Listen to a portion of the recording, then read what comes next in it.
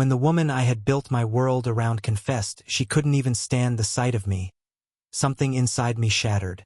Her words weren't shouted in anger.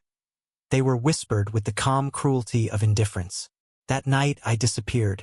I walked away from the life I thought I knew, from the marriage I believed was unbreakable. But what I discovered after vanishing, what unfolded in the shadows of my absence, it shook me to my core and forced me to see the truth behind every silent glance and every unspoken word. I always believed love had a rhythm, the kind that could survive time, routine, and the daily erosion of life's burdens. My wife, Sarah, and I had been married for 8 years. We weren't the fiery, reckless couple we had once been, but I thought that was normal. Marriage, I believed, was about comfort, about companionship, about being with someone who knew your flaws yet stayed anyway.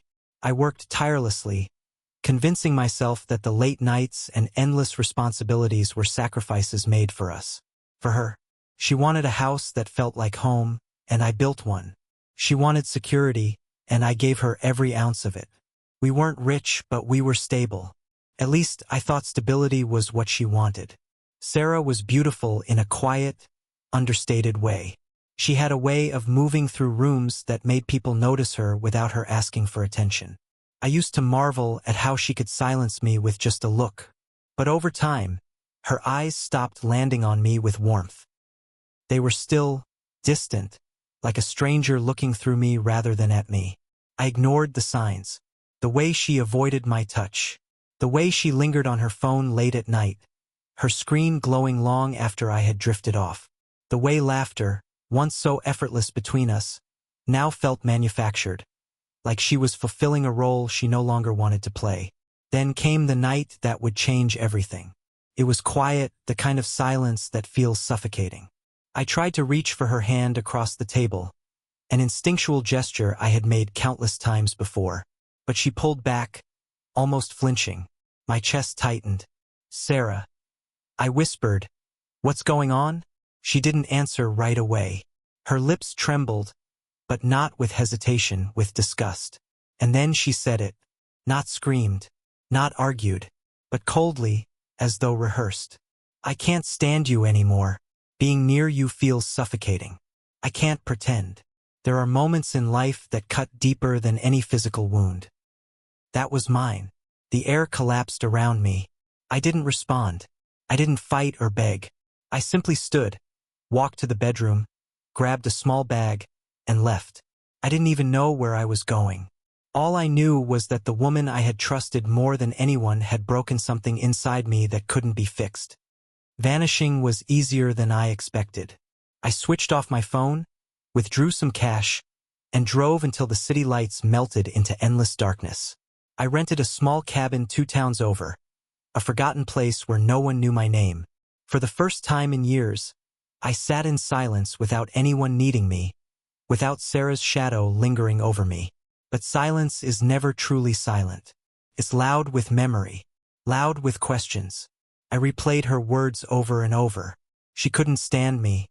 How long had she felt that way? Was I blind?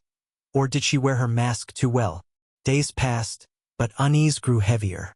Something about her confession didn't sit right. The disgust in her voice, the timing, the way she almost seemed relieved I was gone. It gnawed at me. I convinced myself I needed closure, some explanation. So against my better judgment, I went back. Not to her directly, but to watch from afar. Our home, once mine, looked colder. Curtains drawn, lights on at odd hours. And then I saw it.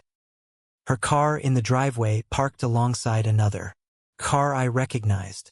My boss's. The truth sliced through me like a blade. The man I had built my career under, the one I admired and respected, was stepping into the house I had bled for. My wife hadn't just grown tired of me. She had replaced me.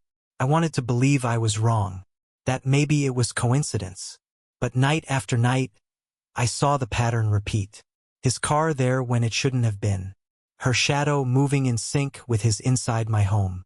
My absence wasn't a tragedy to her. It was a convenience. The betrayal sank deeper than I could process. It wasn't just Sarah. It was the life I had built, the job I had fought for, the people I had trusted. All of it was crumbling at once. But what truly shook me wasn't the affair itself. It was what happened next. I decided to confront the truth in the rawest way possible.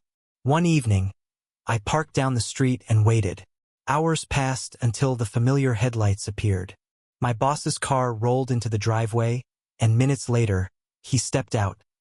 Not as a stranger, but as someone comfortable, familiar, as if he belonged.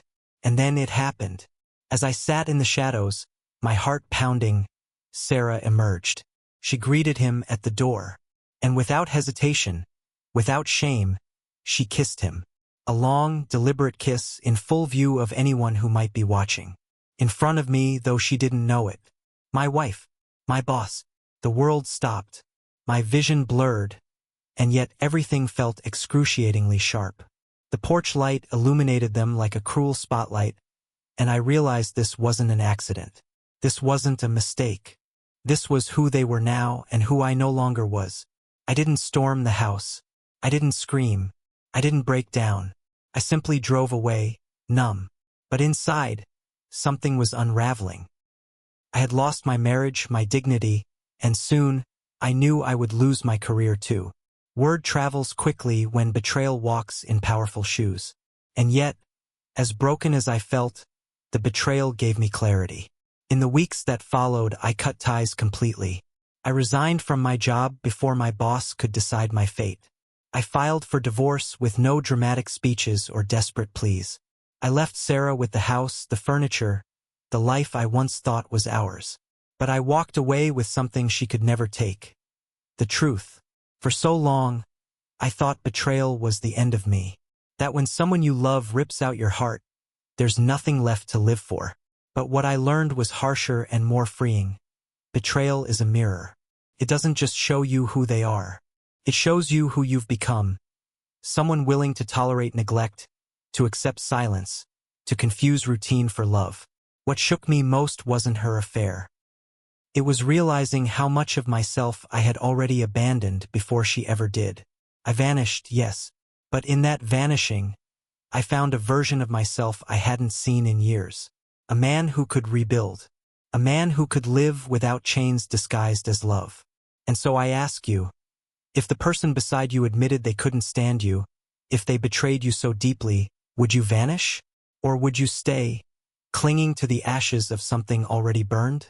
Sometimes the bravest thing you can do isn't to fight for someone else. It's to walk away and fight for yourself.